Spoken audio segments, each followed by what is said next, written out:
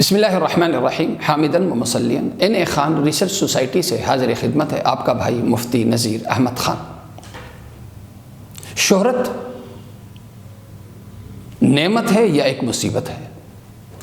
آج کی دنیا شہرت کو، پاپولیرٹی کو،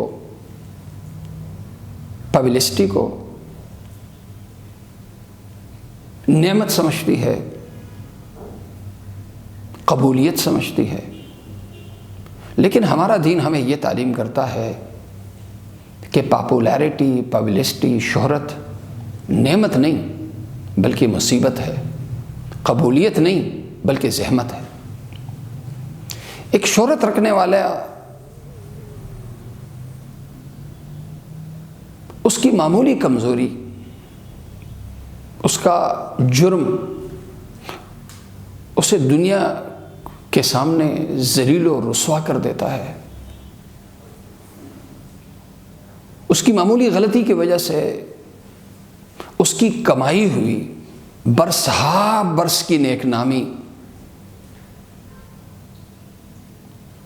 ختم ہو جاتی ہے، بلکہ اس کی نیک نامی بدنامی سے تبدیل ہو جاتی ہے۔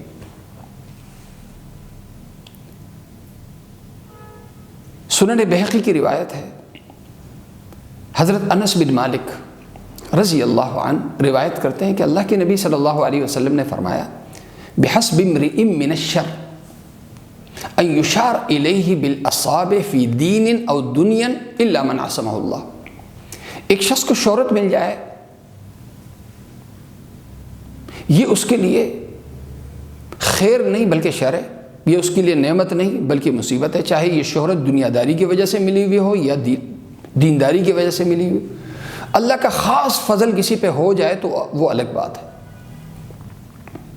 ورنہ ایک شہرت رکھنے والے کی جان اور اس کی عزت ہمیشہ خطرے میں رہتی ہے۔ لہذا شہرت اپنی ذات میں نعمت نہیں بلکہ مصیبت ہے، اور اگر شہرت حاصل کرنے کی نیت بھی ہو، مقصود بھی ہو،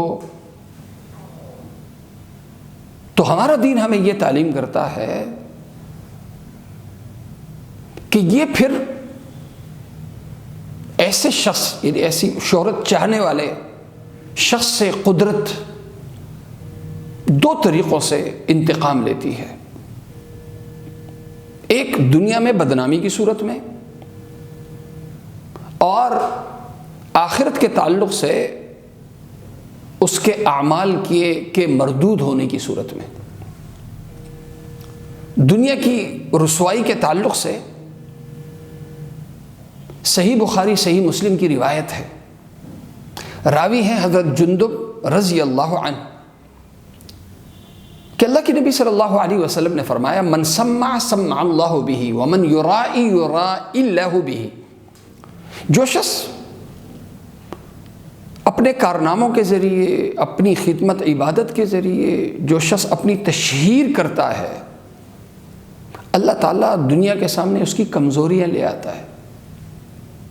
جو شخص اپنے نام و نمود کے لیے کوئی اچھا کام کرتا ہے، اللہ اس کو دنیا کے سامنے ننگا کر دیتا ہے، بدنام کر دیتا ہے۔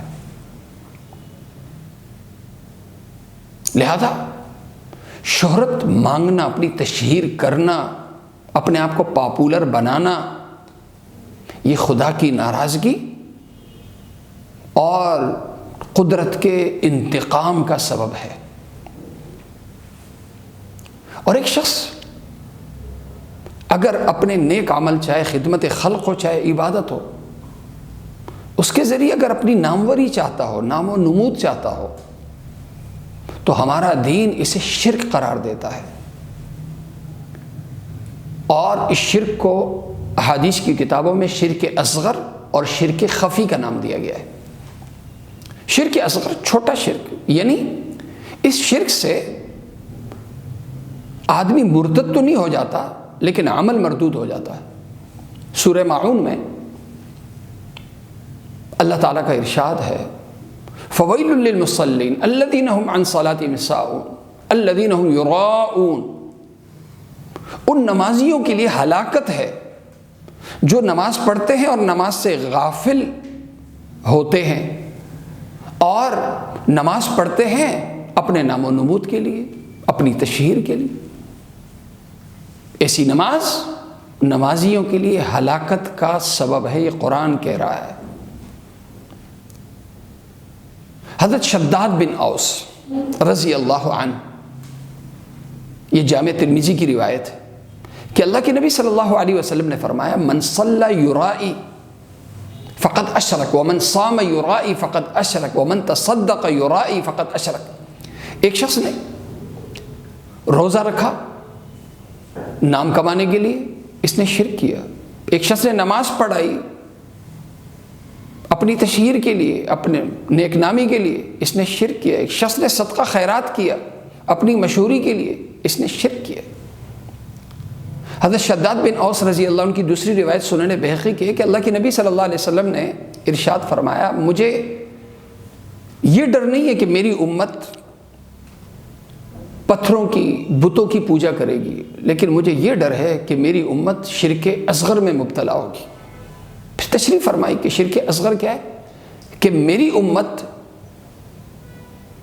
دینداری اختیار کرے گی اور دینداری میں مقصود وہ نام و نمود کو بنائے گی، عبادت کرے گی اور عبادت اپنی تشہیر کے لیے کرے گی۔ دوسری روایت میں،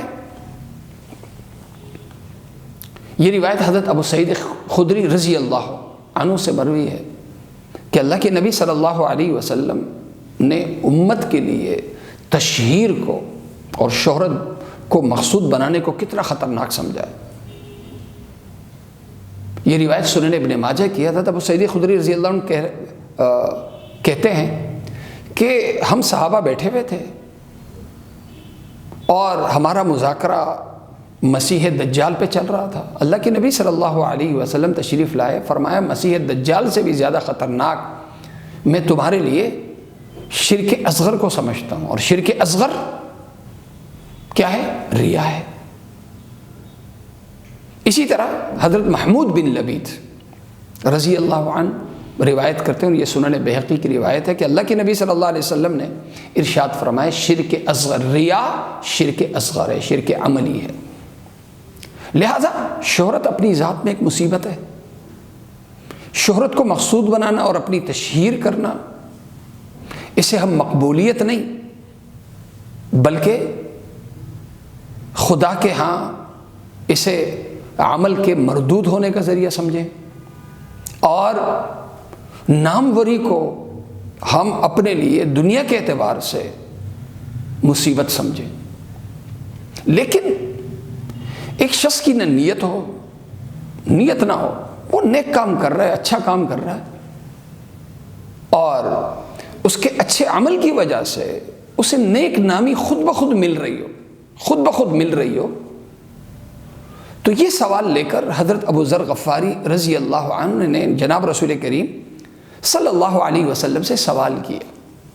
مسلم شریف کی روایت کہ یا رسول اللہ ارأیت الرجل یعمل الخیر ویحمدہ الناس علیہ، کہ یا رسول اللہ ایک شخص نیک کام کر رہا ہے، اس کا مقصد اللہ کی رضا ہے، نیک نامی نہیں ہے، لیکن لوگ خود بخود اس نیک کام پہ اس کی تعریف کر رہے ہیں، تو کیا یہ بھی شرک اصغر میں آئے گا؟ اللہ کے نبی صلی اللہ علیہ وسلم نے فرمایا، تلک عاجل بشر المؤمن، اگر ایک شخص شہرت سے بھاگ رہا ہو، اللہ کی رضا ہی مقصود ہو، اور خود بخود اس کی شہرت ہو رہی ہو، نیک نامی اس کی بن رہی ہو، تو فرمایا یہ اللہ کے ہاں سے عمل کے مقبول ہونے کی دلیل ہے، علامت ہے۔ فرمایا تلک عاجل بشر المؤمن، یہ خدا کی طرف سے اس بندے کے لیے فوری خوشخبری ہے۔ اسی طرح حدیث کی کتابوں میں حضرت ابو ہریرہ رضی اللہ عنہ کے تعلق سے بھی ہے، جامع ترمذی کی روایت ہے کہ وہ کہتے ہیں کہ میں نے اللہ کے نبی صلی اللہ علیہ وسلم سے عرض کیا، یا رسول اللہ میں تنہائی میں نماز پڑھ رہا ہوں، میری چاہت نہیں کہ کوئی مجھے دیکھے، لیکن ایک شخص آتا ہے اور نماز کی حالت میں مجھے دیکھ لیتا ہے، تو کیا یہ بھی ریا میں آئے گا؟ اللہ کے نبی صلی اللہ علیہ وسلم نے فرمایا رحمک اللہ یا ابو ہریرہ، اے ابو ہریرہ اللہ تعالیٰ تجھ پہ رحم کرے، لک اجران، اجر السر و اجر العلانی، تجھے تو اس پر 2 اجر مل گئے، ایک عبادت کا بھی اجر مل گیا، تنہائی کی عبادت کا، اور دوسرے نمبر پہ تمہاری عبادت دوسرے کے لیے دعوت بنی ہے، اس لیے تمہیں علانیہ عبادت کا بھی اجر مل گیا ہے۔ لہذا جو آج کل اللہ معاف کرے ہر شخص اپنے آپ کو مشہور بنانے کے لیے شارٹ کٹ ڈھونڈ رہا ہے،